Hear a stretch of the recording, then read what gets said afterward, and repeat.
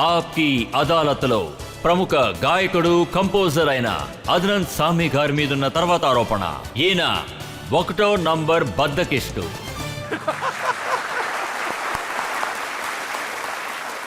ఈ ఆరోపణ నేనైతే అందరి ముందు ఒప్పుకుంటున్నాను. ఇప్పుడు నేను కొంత బద్ధకస్తున్నయ్యా. నేను ఒక స్పీడ్ అంటే అది ల్యాక్ ఆఫ్ స్పీడ్లో అంటే ఇలా చూడండి, మీరు 35 సంవత్సరాలుగా పాటలు పాడుతున్నారు. కొంతమంది చెప్తూ ఉంటారు 25 ఏళ్లలో నేను 5000 పాటలు పాడాను అని, కొంతమంది 6000 పాటలు అంటారు. కానీ అద్నాన్ సాని గారు మొత్తం 100. మీరు నిద్రపోతూ ఉంటారా? అదేంటంటే నేను ఎప్పుడు కూడా మ్యూజిక్ని ఒక ఫ్యాక్టరీలా నేను చూడలేదు. నాకు సంబంధించినంత వరకు మ్యూజిక్ అనేది మొత్తంగా చెప్పాలంటే ఒక ప్యాషన్ అని అనను. ఇది నాకు ప్యాషన్. ఇది అంటే ఈ మ్యూజిక్ నేను ఎప్పుడు ఏ విధంగా చూస్తానంటే, నా మనసు నాకు ఏ విధంగా చెప్తుందో, ఇది చెయ్యాలని నా మనసు ఎప్పుడు చెప్తుందో అది అలా చేస్తా. అంటే చాలామంది వాళ్ళు ఎన్నో పాటలు పాడుతూ ఉంటారు. అది చెప్పాలంటే చాలా చాలా గొప్ప విషయం. వాళ్ళని నేను అడ్మైర్ చేస్తాను. నేను ఈ విషయంలో కొంచెం డిఫరెంట్గా ఆలోచిస్తాను. అంటే నాకు మీ గురించి ఏం తెలిసిందంటే, మీకు పాటల మీద ఎంత దూరం ప్యాషన్ ఉందో అంతకన్నా ఎక్కువ ప్యాషన్ తినడంలో ఉందన్నమాట. మీరు ఎన్ని పాటలైతే పాడారో దానికన్నా ఎక్కువగానే మీరు తినడం అనేది జరిగింది. ఇది నిజమే. అయితే నా దగ్గర ఒక పర్సన్ ఉన్నారు. ఆయన ఒక వంట మనిషి, కుకింగ్ కోసం వచ్చారు. మీరు ఏం వంట చేస్తారన్నాను. ఆయన ఎంతో గొప్పగా చెప్పారు. ఇదిగోండి ఇది చేస్తాను, ఇది చేస్తానన్నారు. నేనప్పుడు ఆయన అడిగాను, మీరు సింధీ ఫుడ్ చేస్తారా అని. ఆయన అన్నారా, చేస్తాను సార్ అన్నారు.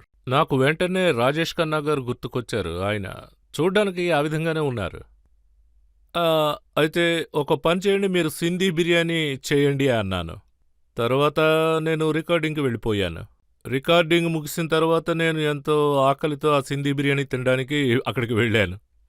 అప్పుడు నేను అక్కడికి వెళ్ళి కూర్చుంటే ఆయన వెళ్ళి సింధీ బిర్యానీ తీసుకొచ్చి పెట్టారు. అయితే అందులో కాలు లేదు, తల లేదు, ఏమీ లేవు. సింధీ బిర్యానీకి దానికి సంబంధమే లేదు. నేను వెంటనే అతను పిలిచాను. ఇది ఏంటని అడిగా. ఇది సింధీ బిర్యానీ సార్. అప్పుడు నా వెయిట్ చూస్తే 230 కిలోలుంది. ఓ, అంత వెయిట్ ఉన్నానా?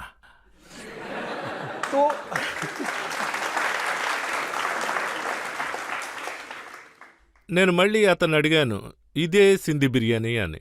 అవును సార్. నేనన్నాను, నా మొహాన్ని చూడని. అలా అనగానే ఆయన ఎంతో టెన్షన్ అయిపోయాడు. అతను వెంటనే ఏంటి సార్ ఏమైందన్నాడు. నేను మళ్ళీ అతన్ని అడిగాను, నన్ను బాగా చూడు, నా వెయిట్ చూడు అని అడిగాను. ఇది తిని తిని ఇలా పెరిగాను. ఈ శరీరం డైట్లో రాలేదు. మీరెవరినైనా మోసం చేయొచ్చు, కానీ నన్ను మోసం చేయలేరన్నాను. అతను వెంటనే నాకు బిర్యానీ చేయడం రాదు సార్ అన్నాడు. మీరున్న ఆ 230 కిలోల బరువు తిని తిని అంత బరువు పెరిగారా, లేదా అంత బరువు ఉన్నందువల్ల మీరు ఎక్కువ తిన్నారా? చాలామంది నన్ను అడిగారు ఒక సమయంలో సబ్కాస్టిక్లీ, మీ హెల్త్ రహస్యం ఏంటన్నారు. నేను చాలా భయంకరంగా తింటానన్నా. నాకు తినడం చాలా ఇష్టమన్నా. ఆ విషయం నేనెంతో గర్వంగా చెప్తాను. కానీ నిజం ఏంటంటే అది నాకు తిండి అంటే ప్రాణం అంటాను. నేనైతే అది వెయిట్ చాలా ఎక్కువ ఉంటాను. అప్పుడప్పుడు ఫ్యామిలీ టెండెన్స్ కూడా ఏర్పడుతుంది. అది మా అమ్మ నాతో పంజాబీలో అంటుంది, సాడే ఆస్తే పాడివి క్యో హై. అదేంటంటే అదే నిజం. అయితే నేను కొంచెం తిన్నా కూడా నా వెయిట్ ఎక్కువ అవుతుంది, ఖచ్చితంగా అవుతుంది. కొంతమంది ఎంత ఎక్కువ తిన్నా వాళ్ళు అసలు వెయిటే పెరగరు. అంటే ఇప్పుడు మీ బద్ధకానికి కారణం మీరు లావుగా ఉండడం వల్ల బద్దకించారా, లేదా బద్దగా ఉండడం వల్ల లావు అయ్యారా? రెండూ కూడా. యాక్చువల్లీ అదేంటంటే జోక్స్ అపార్ట్ నేను 230 కిలోలు అంటే అది నిజంగా అది చాలా సీరియస్ అయిన అంటే చెప్పాలంటే ఒక సీరియస్ స్థానం. అప్పుడు మా నాన్నగారు ఆయన క్యాన్సర్ పేషెంట్. ఆయన క్యాన్సర్లో చివరి దశలో ఉన్నారు. Cancer of pancreas. అయితే మేము అప్పుడు లండన్లో ఉన్నాం. నేను మా నాన్నగారితో అన్నా, నేను ఇక్కడ ఉండడం వల్ల అంటే మేము కలిసి ఉన్నప్పుడు ఆయనకి చెకప్ చేయించాను. తర్వాత ఆపరేషన్ కూడా అయ్యింది. అది లండన్లో క్రామ్విల్ హాస్పిటల్. అక్కడ చెకప్కు తీసుకెళ్ళినప్పుడు ఆయన ఒక కండిషన్ పెట్టారు. అదేంటంటే నువ్వు చెకప్ చేయించుకుంటే నేను వస్తానన్నారు. అప్పుడు సరే ఆయన కోసం నేను వస్తానన్నానన్నా. నేనప్పుడు చెకప్ చేయించుకున్నప్పుడు రిజల్ట్ వచ్చింది. అయితే అక్కడున్న డాక్టర్స్ అందరూ ఏమని చెప్పాలి, అది ప్రేమ అభిమానంతో ఏం చెప్పలేదు, మొహం మీద కొట్టినట్టు చెప్పేశారు. అదేంటంటే ఊళ్ళో ఉన్న డాక్టర్స్లా కాదు వాళ్ళు ఏదైనా విషయం దాచిపెట్టరు, అలాగే చెప్తారు. వాళ్ళు ఏది దాచడానికి ప్రయత్నించరు. కానీ మన డాక్టర్స్ ఏంటంటే కొంచెం నెమ్మదిగా అవును. చెప్తారు. చాలాసేపు తర్వాతే మనకి క్యాన్సర్ ఉందో లేదో చెప్తారు. నిజమే. కానీ నిజం. అక్కడ ఉన్న డాక్టర్స్ వెంటనే చెప్పేస్తారు. అవును. వాళ్ళు ఏం చెప్పారంటే మీరు కాస్త హెల్తీగా ఉన్నారు. వాళ్ళు అలా చెప్పారు, నేను ఫీల్ అవుతానా? అంటే వాళ్ళు కొంచెం ప్రేమతోనే నేనేం ఫీల్ అవ్వకూడదన్నట్టుగానే నాతో అన్నారు. చివరికి వాళ్ళు ఏమన్నారంటే, చూడండి మీ results on border line. If you continues this life I would not be surprise. మీరు అది ఏదైనా హోటల్ రూమ్లో 6 months లోపు చనిపోయి ఉంటారు. నిజంగా ఈ విషయం నన్ను ఆశ్చర్యపరిచింది. నాకు కోపం ఎలా వచ్చిందంటే నా ఫ్యామిలీ ముందే వాళ్ళు ఈ విషయం ఇలా చెప్పేశారు. సో నేను అక్కడి నుంచి బయలుదేరి వెళ్ళినప్పుడు నేను మా నాన్నగారితో అన్నాను, డాక్టర్స్ అలాగే మాట్లాడతారు, వాళ్ళంతే, దీన్ని మీరేం పట్టించుకోవద్దన్నా. తర్వాత నేను క్రాంబెల్ నుంచి బయలుదేరినప్పుడు తిన్నగా ఒక ఈవినింగ్ ఒక బేకరీకి వెళ్ళిపోయాను. అక్కడికి వెళ్ళి మొత్తం బేకరీ ఖాళీ చేశాను. అన్ని పేస్ట్రీలు తినేశాను. మా నాన్నగారైతే అలా తిడుతూనే ఉన్నారు. ఆయన చాలా చాలా కోపంగా ఉన్నారు. వీడికి కొంచెం కూడా చావంటే భయం లేదా? నేనన్నాను, ఏమైంది? ఇప్పుడు డాక్టర్స్ చెప్పింది నువ్వు మర్చిపోయావా? వాళ్ళేముంది ఏదో మాట్లాడతారు, మెలోడ్రామాటిక్గా మాట్లాడతారన్నాను. అలాంటిదేం పట్టించుకోకన్నాను. నీకు కొంచెం కూడా అర్థం కాదా అన్నారు. మళ్ళీ నీ గురించే కదా వాళ్ళు మాట్లాడారన్నారు. తర్వాత ఆ రోజు సాయంత్రం మేమిద్దరం కూర్చున్నప్పుడు ఆయన అన్నారు, ఇలా చూడరా, నేను మీ తండ్రిని. నీకు ఏం జరిగినా నీ జీవితంలో నిన్ను చూసుకోవాల్సింది నేను. నీకొక సలహా ఇస్తాను. నేనెప్పుడూ కూడా నీ విషయంలో జోక్యం చేసుకుంటాను. ఆ విషయంలో ఆయన నాకు ఏం ఫేవర్ చేయలే, ఎందుకంటే ఆయన నాన్నగారు నాకు. అది ఆయన బాధ్యత. అంతకు మించి నాకేం అవసరం ఉంటుంది? ఇది మాత్రం వినన్నారు. నిన్ను ఒకే ఒక్క విషయం అడుగుతా, నువ్వు వింటావా అన్నారు. అదేంటంటే, ఒక తండ్రి ఆయన కొడుక్కి అంతిమ సంస్కారం చేయకూడదు. నా చేత అలా చేయించుకో. నువ్వే నాకు అన్నీ చెయ్యాలి. దయచేసి నా చేత నువ్వు అలా చేయించకు అని బతిమలాడారు. నీకోసం నేనేదైనా చేస్తాను, కాని ఇది మాత్రం చేయకు. ఆయనెంతో కన్నీటితో మాట్లాడారు. అది అప్పుడు ఆ మూమెంట్లో నేను ఆయనకి ఒక మాటిచ్చాను. అది నేను మీకు మాటిస్తున్నా, మీరైతే ఎక్కువ కాలం బతకాలి అన్నా. ఖచ్చితంగా మీరు చెప్పినట్టు నేను చేస్తానన్నా. ఈరోజు నేను మీకు మాటిస్తున్నా, నా వెయిట్ ఖచ్చితంగా తగ్గించుకుంటానని. ఆ మాట ప్రకారం నేను 120 కిలోల బరువు తగ్గాను. ఒక ఫోటో మా దగ్గర ఒక ఫోటో ఉంది. ఇంతకు ముందు మీరు ఎలా ఉండేవారో చూడ్డానికి ఇది ఒక రీకాల్గా ఉంటుంది.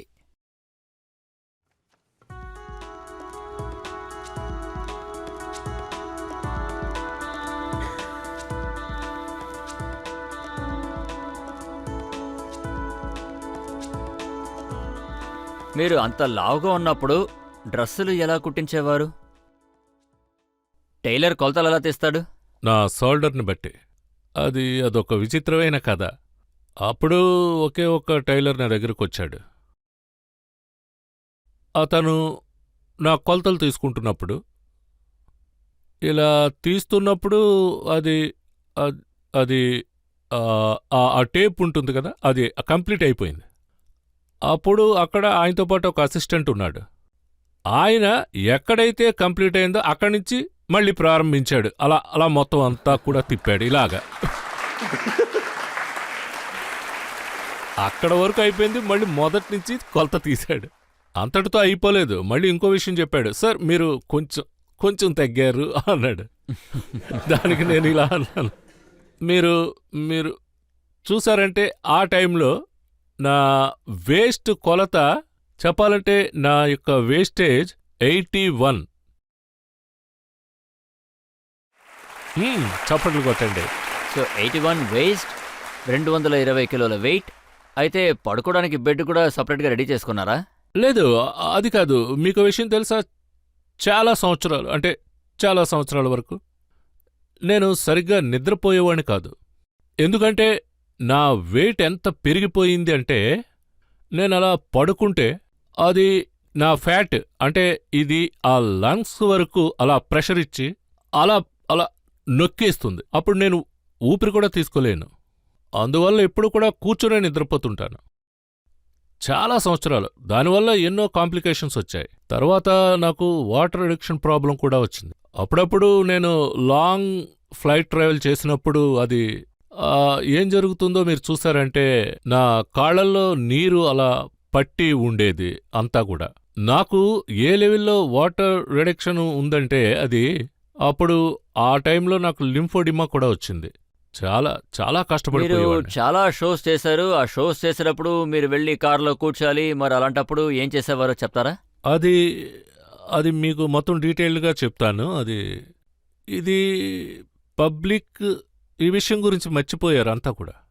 నేను చివరికి ఎలాంటి స్టేజ్కి వచ్చేసాను అంటే, అది నేను 2 అడుగులు ముందుకు వేస్తే అప్పుడు నాకు వెంటనే ఊపిరి తీసుకోవడం ఎంతో కష్టమైపోయేది. ఆ టైంలో నేను స్టేజ్ ముందుకు వెళ్ళి అక్కడ నుంచొని ఉంటే అలా పక్కకు వెళ్ళి ఎక్కడానికి ఒక 5 నిమిషాలు అలా కూర్చుని ఉండేవాణ్ణి, నా ఊపిరి సరిచేసుకోవడానికి. తర్వాతే నేను స్టేజ్ ఎక్కేవాణ్ణి.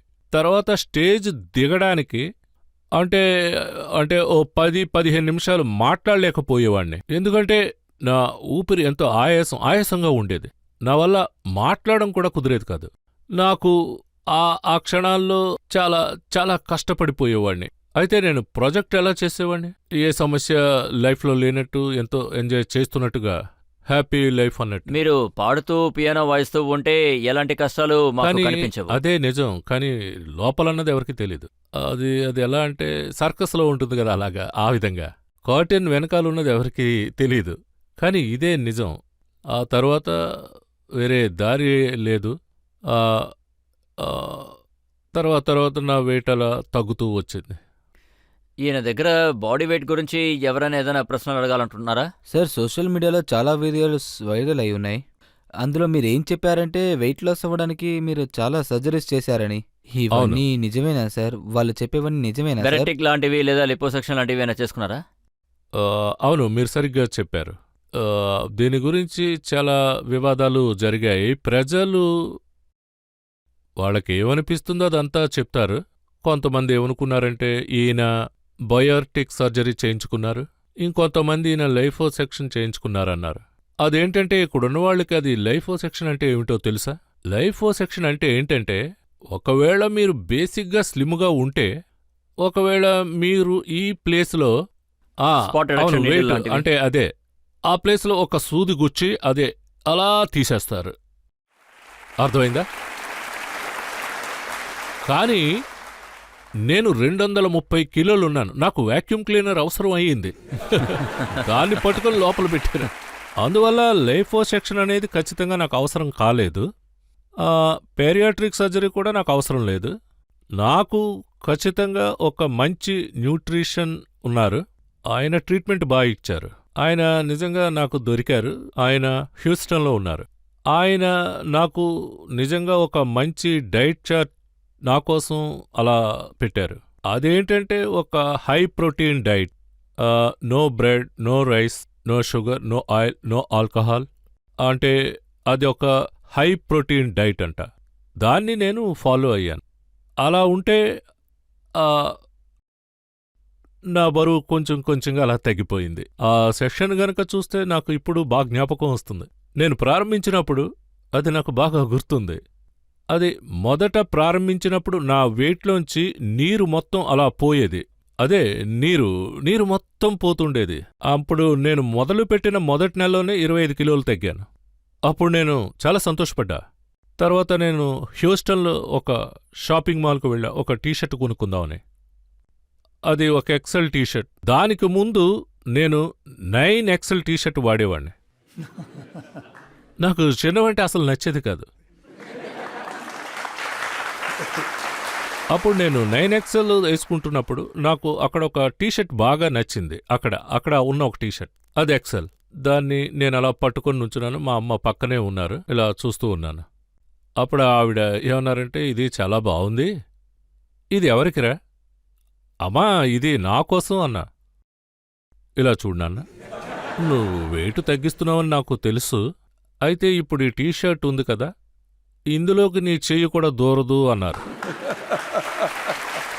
కానీ నేను అమ్మతో అన్నాను, చాలా వరకు వాదించాను అమ్మతో. అమ్మా, నేను ఈ టీషర్ట్ ఇప్పుడు తీసుకుంటాను, అది నీ దగ్గరే ఉంచు.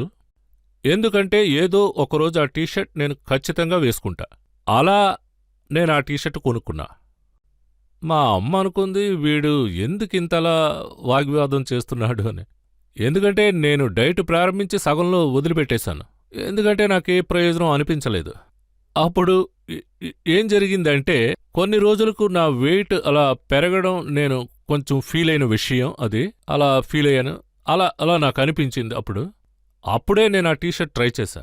అప్పుడు సమయం 2-3 రాత్రి అలా అయ్యేది. ఆ సమయంలో వేసుకునేవాడిని. లేదు ఇంకా తగ్గాలి, లేదు ఇంకా తగ్గలేదు, నేను ట్రై చెయ్యాలి అనుకున్నా. తర్వాత అదే ఒకరోజు నేను ఆ టీషర్ట్ వేసుకున్నప్పుడు ఆ టీషర్ట్ పర్ఫెక్ట్గా ఫిట్ అయింది. నాకు తెలిసి అప్పుడు సమయం రాత్రి 3 అయి ఉంటుంది. అప్పుడు నేను మా నాన్నకి ఫోన్ చేసి చెప్పా. ఫోన్లో ఎంతో బిగ్గరగా అరిచి చెప్పాను ఆయనతో. ఏంటి ఏమైందిరా అని అడిగాడు ఆయన. ఎంతో భయంతో అడిగాడు. నాన్న, నేను టీషర్ట్ తీసుకున్నాను, అది నాకు బాగా ఫిట్ అయిందన్నా. అప్పుడు ఆయన అన్నాడు, ఏంట్రా ఎలా అన్నారు. అప్పుడు ఇంకో విషయం కూడా ఆయనకి చెప్పాను నేను. నా ఈ చెయ్యింది కదా, నా చేతిలో ఉన్న ఈ నరాలు, దానికి ముందు అస్సలు తెలిసేది కాదు, ఇలా ఒక బన్లో ఉండేది. ఇప్పుడు నాకు ఆ నరాలు బాగా కనిపిస్తున్నాయన్నాను. అప్పుడు ఆయన అన్నాడు, super super super, very good రా అన్నారు. సో నేను ఈ విధంగా అలా వెయిట్ లాస్ అయ్యాను. ఎంతో కష్టపడి లాస్ అయ్యా. This not short cut to life, you know. ఎవరెవరైతే బాడీ వెయిట్ తగ్గించుకోవాలనుకుంటున్నారో వాళ్ళు నేర్చుకోవాల్సిన విషయం ఇది. దీనికి షార్ట్ కట్టే లేదు. మనం దీన్ని ఎంత న్యాచురల్ గా తగ్గిస్తామో మనకి అంత మంచిదంట. అవును, ఖచ్చితంగా అది నిజం.